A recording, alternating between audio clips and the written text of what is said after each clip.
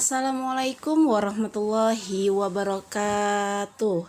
Salam sejahtera untuk kita semua. Selamat siang anak-anak. Apa kabar kalian semua? Semoga kalian semua dalam keadaan sehat, semangat, dan selalu tersenyum meski belajar dari rumah ya. Baiklah anak-anak, bertemu lagi dengan Bu Devi Rohatiningsih yang hari ini akan menemani kalian belajar tematik tema 3 benda di sekitarku, subtema 4 keajaiban perubahan wujud di sekitarku, pembelajaran 5 dan 6. Baiklah anak-anak, sudah siapkah kalian untuk belajar? Sebelum kita mulai belajar, mari kita berdoa menurut kepercayaannya masing-masing terlebih dahulu ya. Berdoa dimulai. Berdoa selesai. Pernahkah kamu memperhatikan terjadinya hujan?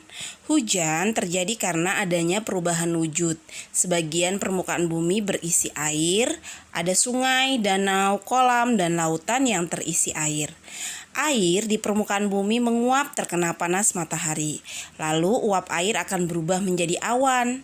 Kemudian awan akan mengembun menjadi titik-titik air. Kemudian titik-titik air jatuh ke bumi. Itulah yang dikenal sebagai hujan. Maka kalian bisa lihat perubahan wujud yang terjadi di sekitarmu merupakan perubahan alami. Perubahan yang terjadi di alam inilah yang patut disyukuri. Urutan proses terjadinya hujan berdasarkan penjelasan di atas. Nah, di sini Bu Devi sudah kasih kalian contoh. Yang pertama, air itu terkena sinar matahari yang akhirnya ia menguap. Setelah menguap, ia akan berubah menjadi awan. Lalu awan itu akan mengembun menjadi titik-titik air, ya. Lalu ia akan turun jatuh ke bumi yang disebut adalah hujan. Paham anak-anak? Baiklah, kita lanjut. Di sini Bu Devi akan menyelesaikan masalah dalam satuan waktu. Udin pergi ke sekolah diantar ayah. Udin berangkat pukul 06.25. Perjalanan dari rumah ke sekolah membutuhkan waktu 30 menit.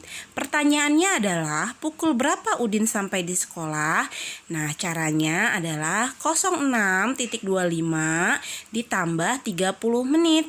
Maka hasilnya adalah pukul 06.55 Udin sampai di sekolah. Kamu telah belajar berbagai perubahan wujud di sekitarmu. Perubahan wujud dialami dalam kehidupan sehari-hari.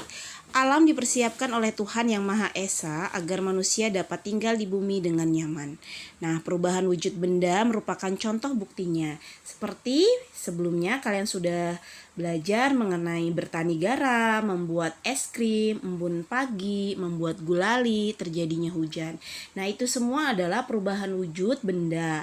Ada mencair, membeku, kemudian menyublim, menguap, kemudian mengembun, dan sebagainya. Baiklah anak-anak, sekarang kalian amati buku kalian. Di situ kalian bisa lihat Siti tinggal di desa.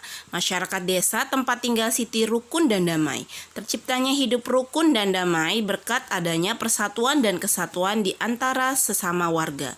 Tetangga Siti berasal dari suku yang berbeda-beda. Agamanya pun berbeda-beda. Setiap warga saling menghormati perbedaan itu.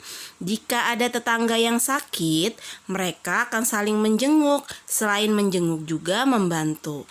Nah, bagaimana dengan lingkungan tempat tinggalmu? Apakah setiap orang di lingkungan tempat tinggalmu menunjukkan sikap saling bersatu?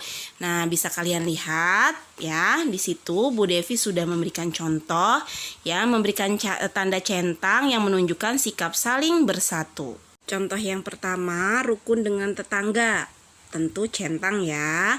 Kemudian saling menyapa jika bertemu dengan tetangga, centang. Menolong tetangga yang sedang mengalami kesulitan, centang. Menggunakan barang tetangga tanpa izin, nah tidak boleh ya. Ya, silang. Menjenguk tetangga yang sedang sakit, tentu dicentang. Bermain bersama tetangga sebaya di sekitar rumah, dicentang ya. Bergotong royong membersihkan lingkungan, tentu dicentang. Membunyikan musik yang disukai dengan volume keras, tentu tidak boleh karena itu dapat mengganggu tetangga. Kemudian memberi pertolongan kepada tetangga yang akrab saja, tidak boleh. Yang namanya menolong itu harus keseluruhan, tidak boleh membeda-bedakan. Kemudian berbagi makanan dengan tetangga tentu dicentang. Paham ya anak-anak?